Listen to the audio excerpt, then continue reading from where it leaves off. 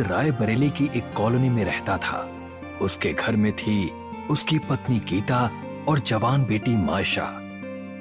अर्पित car के parts बनाने वाली एक कंपनी में काम करता था। 5:30 बजे वो नाश्ता करने बैठता। दरवाजे से न्यूज़पेपर उठा लाओ। मैंने दरवाजा खोलकर देखा था, न्यूज़पेपर अभी नहीं आया है।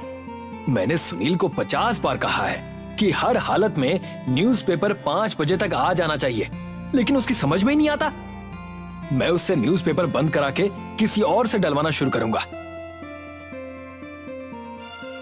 अर्पित शाम 4 बजे तक घर वापस लौट आता था। आज भी वो फ्रेश होने के बाद हमेशा की तरह न्यूज़पेपर में डूब गया।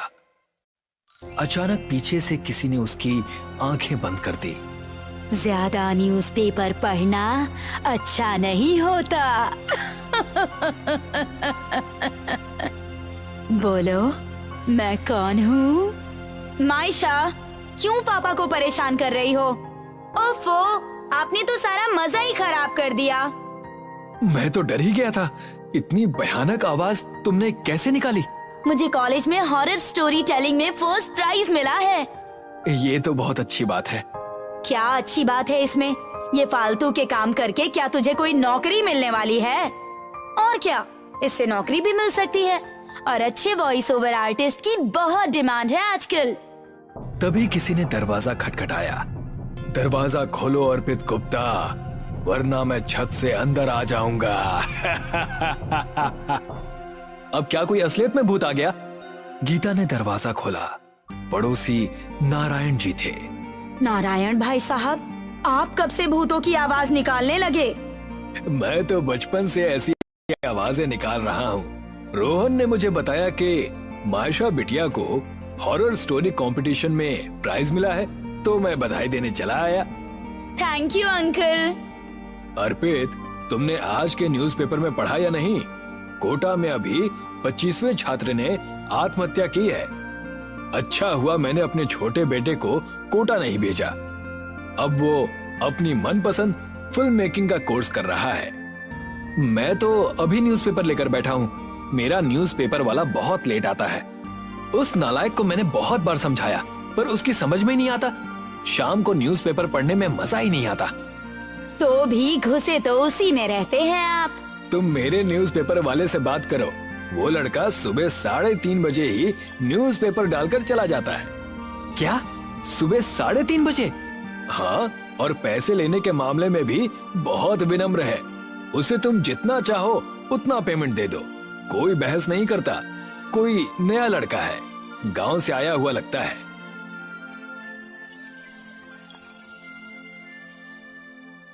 अगले दिन अर्पित रात में 3 बजे उठकर सड़क पर खड़ा हो गया और न्यूज़पेपर वाले का इंतजार करने लगा। अचानक हवाएं तेज हो गईं, आंधी जैसे चलने लगी। लगता है मौसम खराब होने वाला है। हवा में उड़ते हुए एक न्यूज़पेपर अर्पित की तरफ आया। न्यूज़पेपर ने अर्पित के चेहरे को पूरा लपेट लिया। अर्पित का दम घुटने लगा। तभी किसी ने न्यूज़पेपर को अर्पित के चेहरे से हटाया। सामने एक लड़का खड़ा था। क्या आपको ही न्यूज़पेपर चाहिए? नारायण अंकल ने बताया था। हाँ, मुझे ही चाहिए। ये लो, एडवांस में 500 रुपए। इसकी जरूरत नहीं है, आप महीना होने पर पैसे दे देना। तुम इतनी जल्दी न्यूज़पेपर डाल रहे हो, इसीलिए इन पैसों को रख लो। अगले दिन से रोजाना 3:30 बजे न्यूज़पेपर अर्पित के दरवाजे पर आ जाता। अर्पित बहुत खुश था। अब वो न्यूज़पेपर पढ़ने के बाद ऑफिस जाता। लेकिन मामला तब कुछ अजीब सा हो गया जब न्यूज़पेपर धीरे धीरे रात में और पहले आने लगा। पहले 3 बजे, फिर 2 बजे और फिर रात के 1 बजे न्यूज़पेपर दरवाजे पर जोर की आवाज से गिरता। रात के 1 बज रहे हैं। इतनी रात को ये लड़का न्यूज़पेपर कैसे डाल जाता है? क्या ये रात में सोता नहीं होगा? ये इतनी जोर से दरवाजे पर न्यूज़पेपर मारता है कि मेरी तो नींद ही टूट जाती है। आप इससे कहिए ना कि 4 बजे के बाद न्यूज़पेपर डाला करे। अगले दिन जब 1 बजे न्यूज़पेपर की आवाज आई तो अर्पित तुरंत दरवाजा खोलकर बाहर गया, लेकिन बाहर गली में कोई नहीं था। अर्पित ने उसके अगले दिन भी यही किया, लेकिन फिर भी वो लड़का नहीं दिखा। ये लड़का इतनी जल्दी गायब कैसे हो जाता है, कुछ समझ में नहीं आ रहा। आपने उसका मोबाइल नंबर नहीं लिया? नहीं, नंबर लेना तो मैं भूल गया। अरे इस लड़के ने नींद खराब कर रखी है। कल से मैं रात को दरवाजे के बाहर ही बैठूंगी। आप सो जाना, क्योंकि आपको तो ऑफिस जाने के लिए सुबह जल्दी उठना होगा, हैं?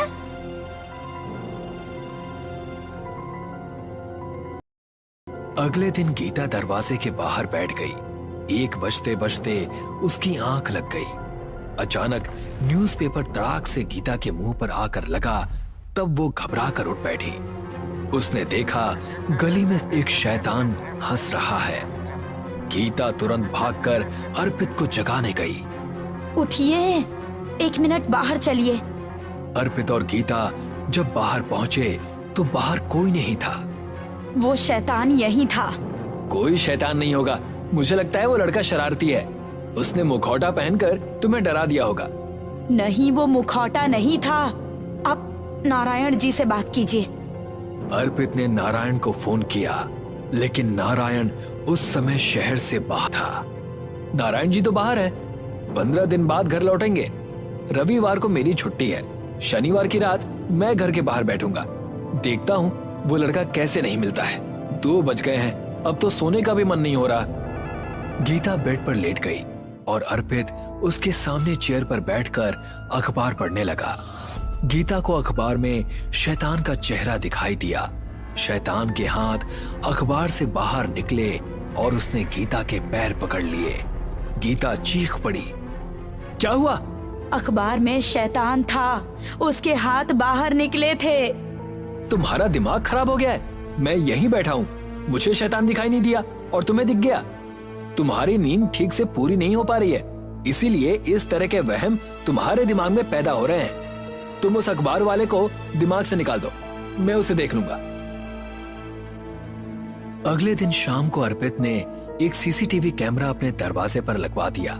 कैमरे का फोकस गली में था, जहां से न्यूज़पेपर वाले न्यूज़पेपर फेंकते थे। अगले दिन ऑफिस जाने से पहले अर्पित ने सीसीटीवी फुटेज चेक की। वीडियो में बिना सिर का एक धड़ अखबार डाल कर गया। देखिए, ऐसा दृश्य कभी आपने देखा है क्या? लेकिन ये शैतान तो नहीं है। शैतान नहीं है, लेकिन इसका सिर कहाँ गायब है? आप अकेले बाहर उस लड़के से बात करने मत जाइएगा, नारायण जी को आने दीजिए। उधर अर्पित की बेटी मायशा अपने रूम में हॉरर स्टोरी टेलिंग की रिहर्सल कर रही थी। पीटर और गरिमा अपने बेसमेंट में गए। वहाँ एक बक्सा रखा हुआ था। बक्से का ढक्कन ऊपर नीचे हो रहा था। पीटर और गरिमा डरते डरते बक्से के पास पहुँचे और उन्होंने ढक्कन उठाया। वहाँ पर एक भयानक चुड़ैल खड़ी हुई थी और वो चुड़ैल बोली, मुझे तुम दोनों का सिर खाना है। मायशा के कमरे में एक बक्सा रखा हुआ था। उस बक्से का ढक्कन ऊपर नीचे होने लगा। मुझे बाहर निकालो, मुझे भी कहानी सुननी है। लगता है पापा इस बक्से के अंदर छुप कर बैठे हैं। और मुझे डरा रहे हैं। मायशा ने बक्सा खोला तो शैतान खड़ा था।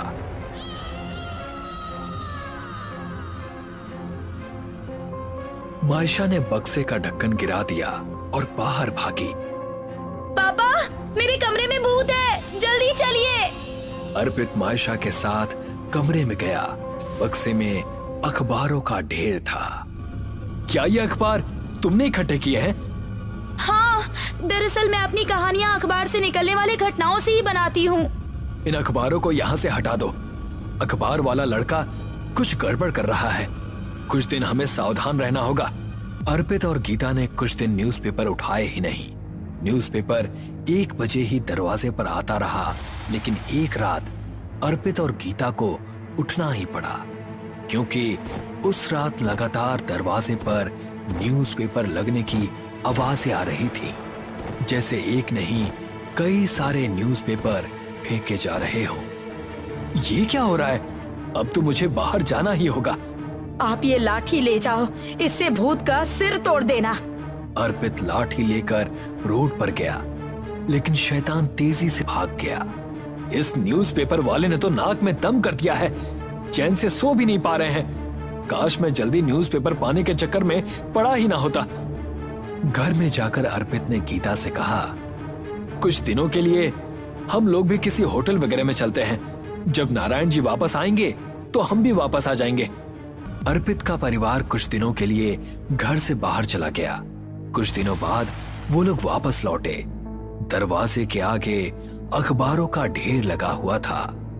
उसी दिन अर्पित ने नारायण से बात की। तुम चिंता मत करो, वो लड़का पकड़ में आ जाएगा। अर्पित और नारायण ने 2 आदमियों को कुछ पैसे दिए और उनसे कहा, एक 20-22 साल का लड़का न्यूज़पेपर डालने आता है। वो रात में 1-2 बजे के करीब आएगा। तुम दोनों उसे पकड़ लेना और फोन करके हमें बुला लेना।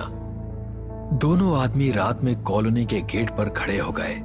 1 बजे न्यूज़पेपर वाला लड़का आया। सुना, तुम यहीं रुको, हमें तुमसे कुछ काम है। लड़का शैतान में बदल गया और उसने दोनों आदमियों की गर्दन उठाकर उन्हें हवा में उछाल दिया। अर्पित अपने घर फोन आने का इंतजार कर रहे थे। उनके गेट पर जलता हुआ न्यूज़पेपर आया। अर्पित का दरवाजा खुला हुआ था, उसके पर्दे जलने लगे और घर में आग लग गई। मैं आग बुझाती हूँ, आप रोड पर जाइए।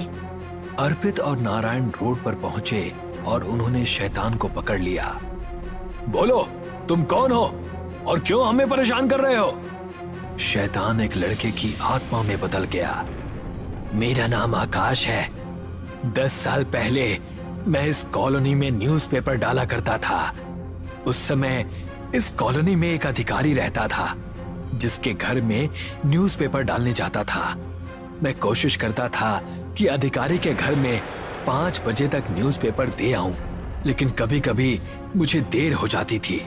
जिस दिन भी न्यूज़पेपर लेट होता, उसके अगले दिन अधिकारी मुझे बहुत डांटता। एक दिन मेरी उससे लड़ाई हो गई। उसने मुझे थप्पड़ मारा तो मैंने उसे कुछ गालियां बक दी।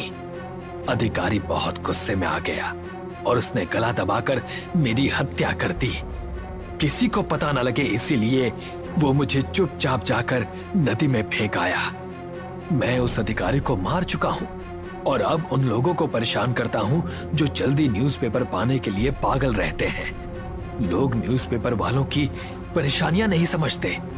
न्यूज़पेपर वाले रात में उठते हैं, फिर न्यूज़पेपर लेने प्रेस तक जाते हैं और फिर घर घर बांटते हैं। उनकी नींद टुकड़ों में पूरी होती है, लेकिन अखबार पढ़ने वालों को तो बस टाइम पर न्यूज़पेपर चाहिए। मुझे माफ कर दो, मैं जल्दी न्यूज़पेपर पाने के लिए कुछ ज्यादा ही संवेदनहीन हो गया था। मैं अपने पुराने न्यूज़पेपर वाले से ही बात कर लूंगा, लेकिन मेरा पीछा छोड़ दो। उस दिन के बाद से लड़के का भूत ही दिया।